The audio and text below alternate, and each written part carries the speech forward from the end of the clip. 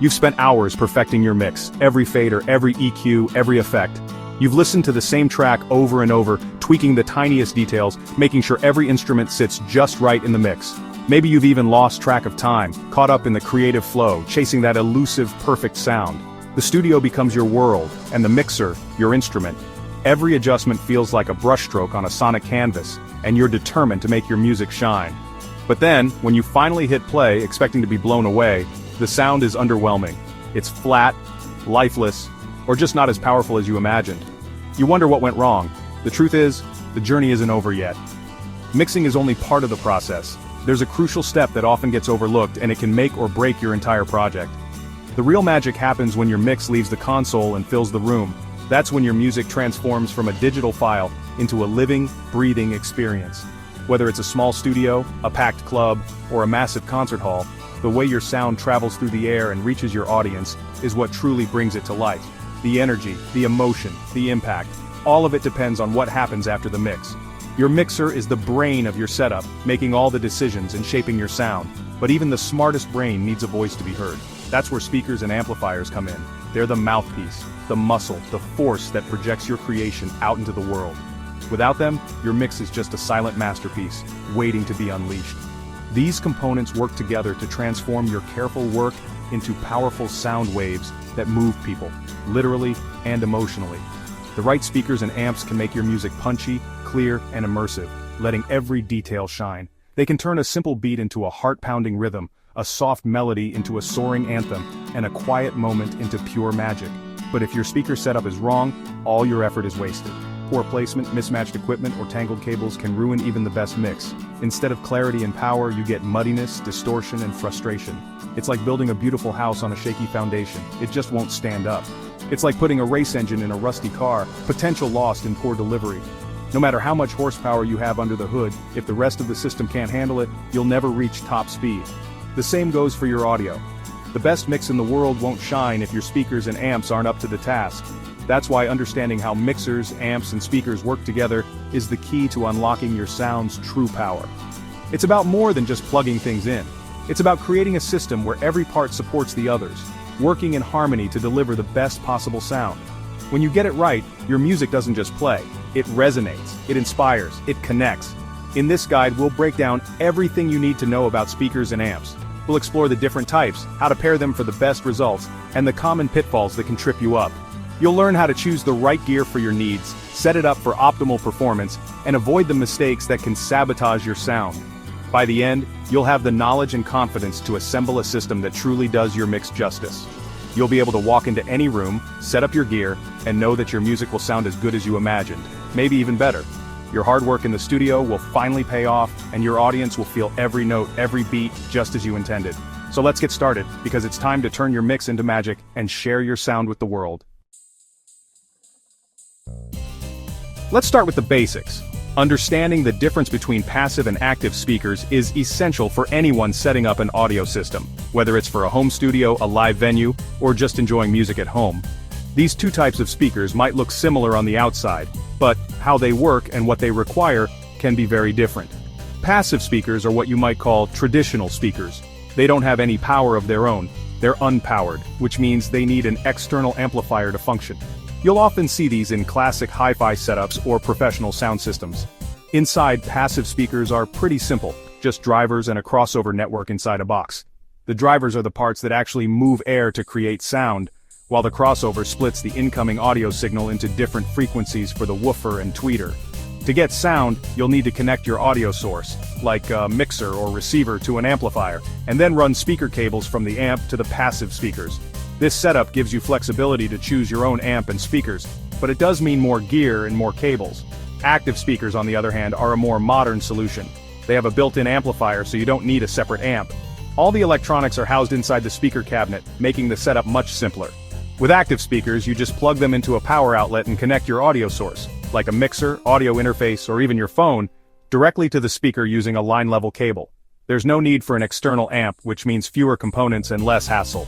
The setup is straightforward: mixer or audio source straight to the active speaker. This makes active speakers especially popular for home studios, DJs, and portable sound systems where convenience and quick setup are important. Passive systems are like classic hi-fi setups, modular and customizable. You can mix and match different amplifiers and speakers to tailor the sound to your taste. This flexibility is great for audiophiles and professionals who want to fine-tune every part of their system, but it does make things a bit more complex and less portable. Active systems, by contrast, are plug-and-play. Think of modern Bluetooth speakers or powered studio monitors. They're convenient, self-contained, and designed for quick setup. You don't have to worry about matching amps and speakers, and you can get great sound with minimal effort. Both passive and active speakers can deliver excellent sound quality, but your choice will affect your setup, how portable your system is, and how much control you have over each component. Passive systems offer more customization, while active systems offer simplicity and ease of use. So which is better? There's no one-size-fits-all answer. It really depends on your needs, your space, and how much control you want over your audio system. Whether you go passive or active, understanding the differences will help you make the right choice for your sound. Now let's dive into a detailed comparison of passive and active speakers, exploring what makes each type unique and how they fit into different audio setups. Whether you're a home audio enthusiast, a gigging musician, or someone setting up a venue, understanding the pros and cons of each can help you make the right choice for your needs.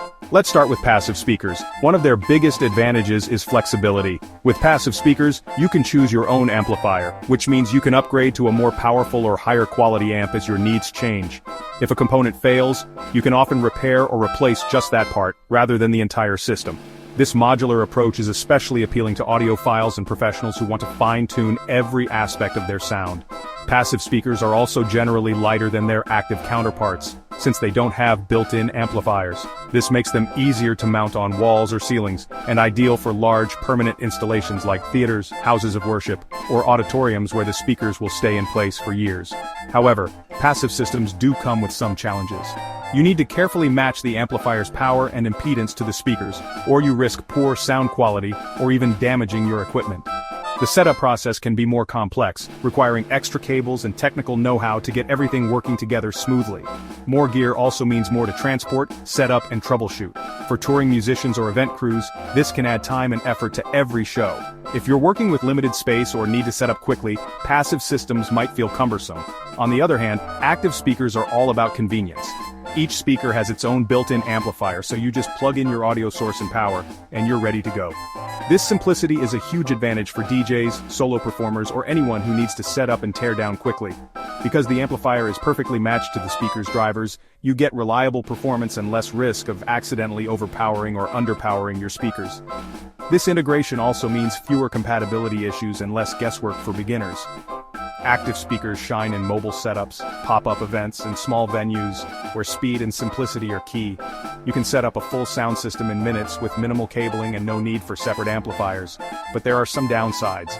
If the built-in amplifier fails, the entire speaker is out of commission, and repairs can be costly or complicated. You can't just swap out the amp or speaker separately, which can be frustrating if you rely on your gear for regular gigs. Active speakers are also heavier since they pack both the speaker and amplifier into one box. This can make them harder to transport and mount, especially for larger models. Plus, you have less control over the sound since you can't tweak the amplifier or swap out components as easily as with passive systems. Each active speaker needs its own power source, which means more power cables to manage. In larger setups, this can lead to a tangle of cords and potential tripping hazards, so careful cable management becomes essential. Ultimately, the choice between passive and active speakers comes down to your priorities. If you value flexibility, upgradability, and fine-tuned control, passive speakers might be your best bet. If you want convenience, speed, and simplicity, active speakers could be the way to go. Consider your needs, your environment, and how you plan to use your system before making your decision. The amplifier is the muscle of your sound system. It takes the weak signal from your mixer and boosts it, powering your speakers. A good amp makes your mix louder without distorting it. It uses mains power to scale up your audio signal, sending enough energy to move speaker cones and create sound. That's why amps are heavy and get hot. They work hard. A reliable amp means clean, powerful sound all night.